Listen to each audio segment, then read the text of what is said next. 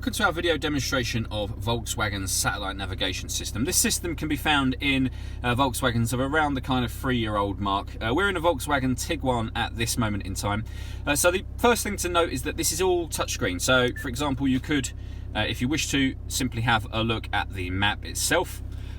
You've got buttons like extras, so you can change the way the map is being viewed. So 2D, 3D, etc. If we hit the nav button again, it will take us back to that main menu there. Now, if you want to know what all of these options do from the main menu, you can twist this control lever here, and every time you twist it, it will highlight a different thing, as you can see. So you can find local petrol stations, car parks, or points of interest. So for example, if we wanted a petrol station, you can either touch that button or you can push this in select. And what it will do is it will search for local petrol stations closest out to furthest away. So for example, if you knew that you wanted to use a Shell petrol station for a points card, for example, you go down to Shell. The route is being calculated. Hit that button, and now the destination is in the direction indicated. There you go. Now it's directing us to that Shell garage. So it's as easy as that. Down the bottom there is where we can stop that particular form of guidance. Press the nav button again to go back to the main menu. Now, most of the time you're going to be putting in an address, probably. So there's a couple of ways of doing that. The first thing you need to do is enter the country.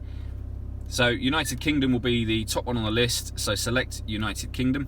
And then it's asking for a town or postcode. So for example, if we want to put in a postcode, again, you can use this, or you can use the touch screen itself. And as you rotate it around, it will just go around all the way back to the beginning again. So GU1, and then we can do a space down here if the postcode requires a space. If not, obviously it will let you put in 2 digits, Y and R. There you go. Now we put in a full postcode. We can store the destination, so if it was a place you were going to go frequently, just store it. Otherwise, if it's a one-off journey, the route is being calculated. The destination is in the direction indicated. There you go, just hit start, and again, follow the nice clear directions. You can zoom out from this map should you wish to. It will automatically do this anyway, so if you're at speed on a motorway, for example, it will zoom you out, and as you enter a town, it will zoom you in, but otherwise you can do that manually.